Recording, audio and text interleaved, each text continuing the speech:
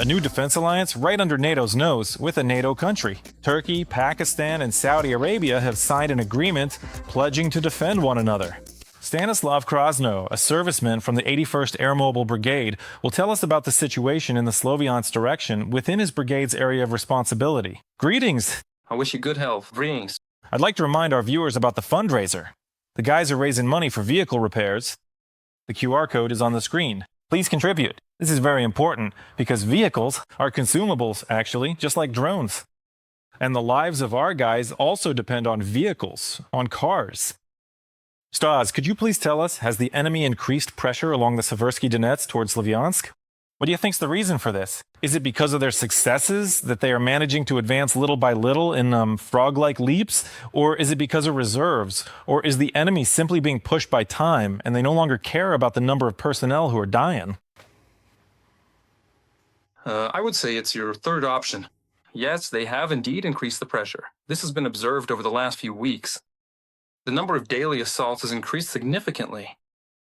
I think, in my subjective opinion, that they are really being pressured, that they have to advance at any cost. And tell me, please, has the enemy resorted to assaults in this sector? Previously, we saw motorized units, like buggies, motorcycles, and so on. What is the situation now? Is the enemy using heavy equipment yet?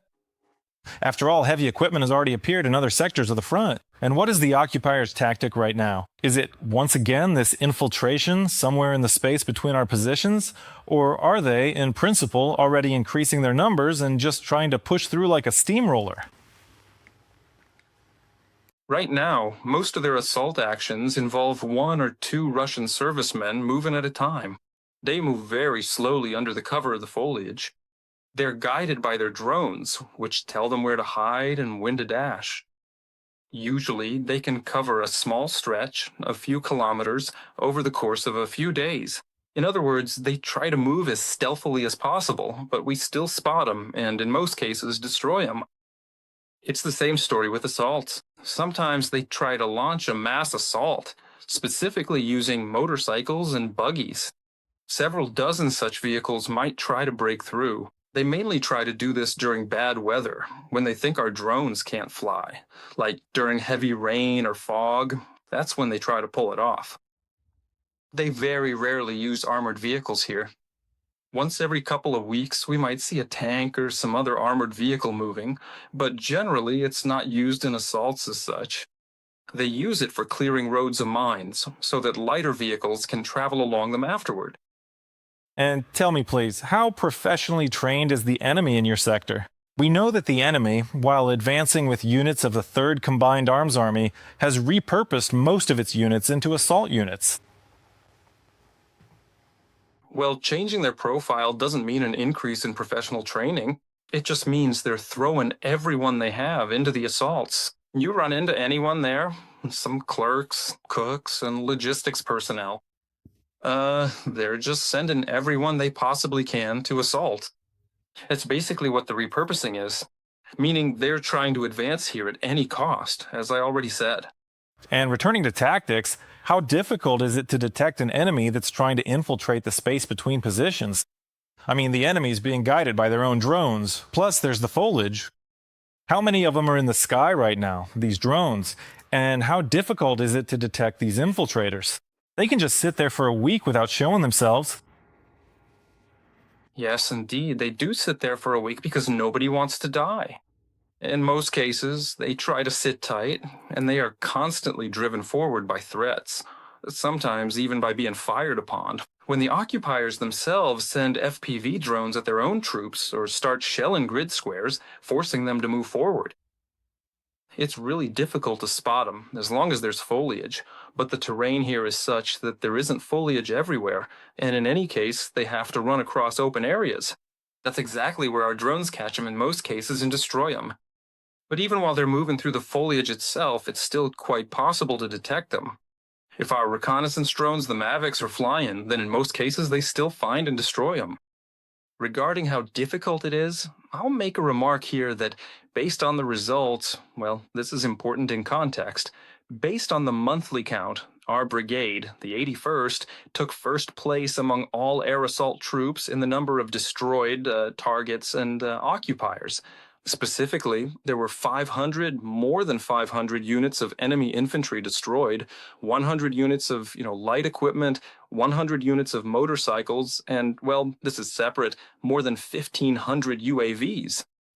This means that it's not actually that difficult to destroy him, after all, if the vast majority of those who tried to move were, in fact, destroyed. Thank you for being with us. I'll remind you that Stanislav Krasno, a serviceman of the 81st Air Mobile Brigade, was talking about the situation northeast of Slovyansk. I'd like to remind our viewers about the fundraiser. Every hryvnia counts. Please join in. Tell me, please, considering the enemy's pace of movement, even though it is insignificant, 4 to 6 kilometers in a few months, it is worth noting that the occupiers are already 8 kilometers from the southeastern outskirts of Kramatorsk. Does this mean that Kramatorsk will be the first to be stormed after all, or will the enemy instead try to straighten the front line, putting pressure on Slovyansk simultaneously? No. In my opinion, the first will be the assault on Kramatorsk. But let's explain.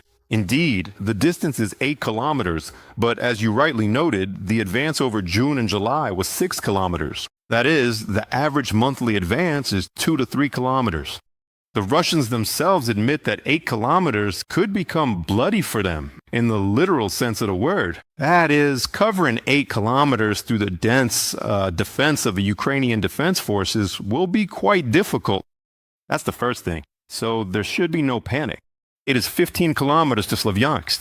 And let me remind you, the Russian dictator has already captured Slovyansk with his mouth and declared that there are serious tactical successes there. But the situation does not correspond to reality at all.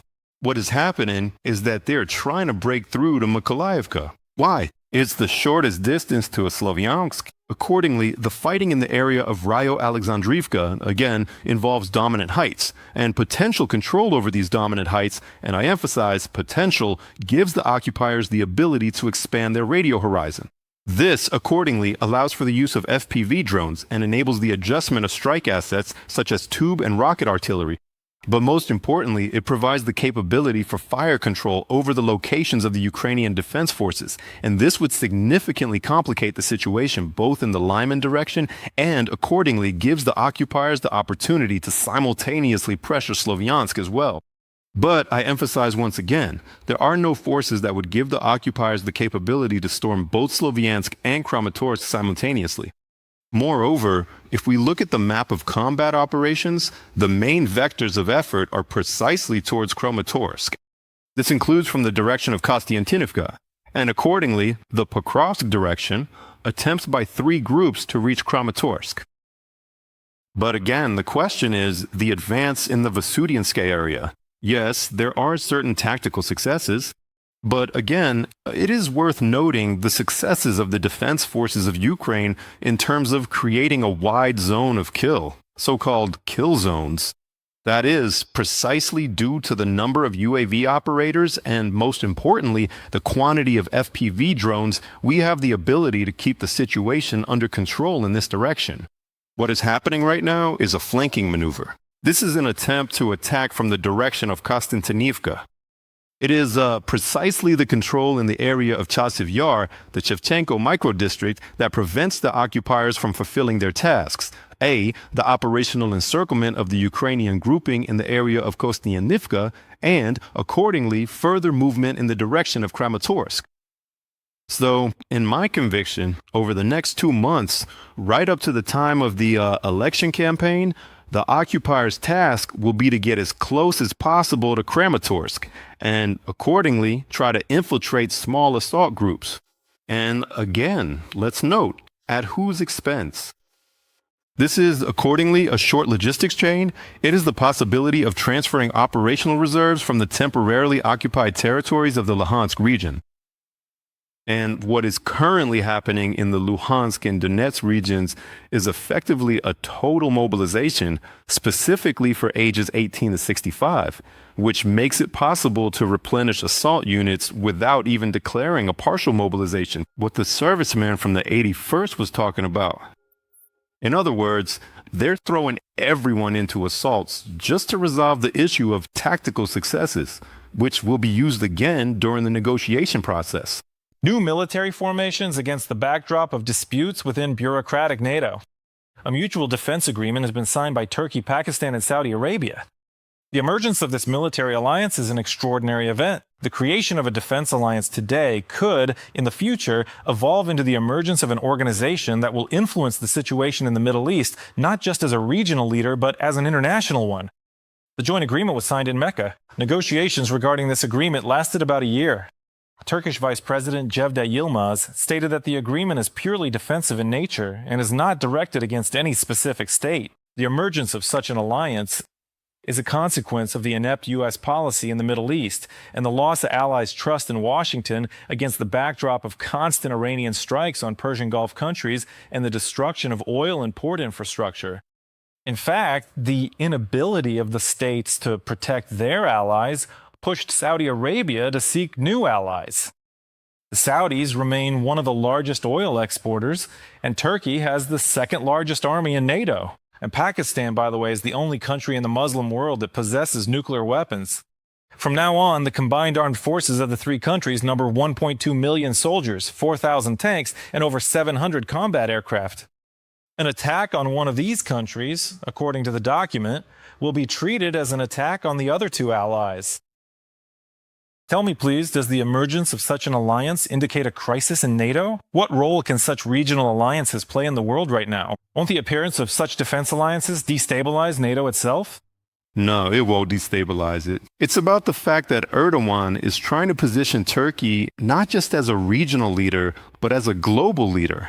Moreover, note that simultaneously with the emergence of information about the creation of a new military political alliance, Turkey is trying to position itself as a mediator in ending the war in Ukraine. What did the recent statements from the Turkish leadership indicate? They're ready to step in and provide a platform for the negotiation process. Moreover, Turkey's recent statements are effectively political pressure on both the United States and Ukraine.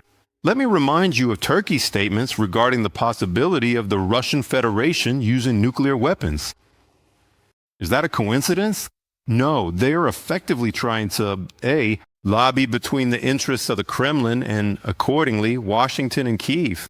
Regarding Washington, note that just before the information appeared about the creation of a military political alliance, Turkey is getting rid of the Russian S-400 air defense systems, which were an obstacle to improving the situation with Washington.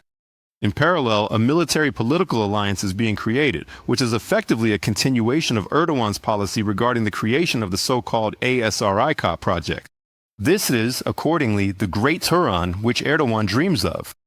This is the main and primary thing, what the threats to Ukraine are. It is also worth mentioning that Turkey's geopolitical interests also concern a significant part of Ukrainian territory. At one time, it was precisely based on information from Prava Sprava, the organization I lead, that the Security Service of Ukraine deported the former Minister of Internal Affairs of Azerbaijan, Hamidov, who headed the Turkish organization Grey Wolves in Ukraine. In other words, it was effectively about the expansion of Turkish influence into the territory of Ukraine as well. But returning to Turkey, note Washington's reaction after Turkey's attempts to position itself as a world leader, and even more so as a mediator in matters of ending the war in Ukraine. Washington makes a controlled leak of information regarding Turkey's sale of military equipment to Ukraine, respectively. What for? The balance between Turkey and the Kremlin has effectively been disrupted, right? The reaction regarding the sale of ballistic missiles caused a rather nervous, let's say, reaction in the corridors of power in the Kremlin. Excellent, preemptive work on the part of American special services. That is, they effectively put the practical implementation of the entire military political bloc on pause. But the main threat, which you already mentioned, is Pakistan. The choice of country is not accidental.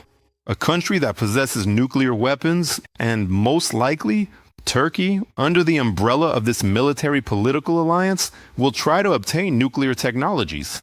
That's what this is about. This is the main threat regarding the possibility of the nuclear club actually expanding to include Turkey.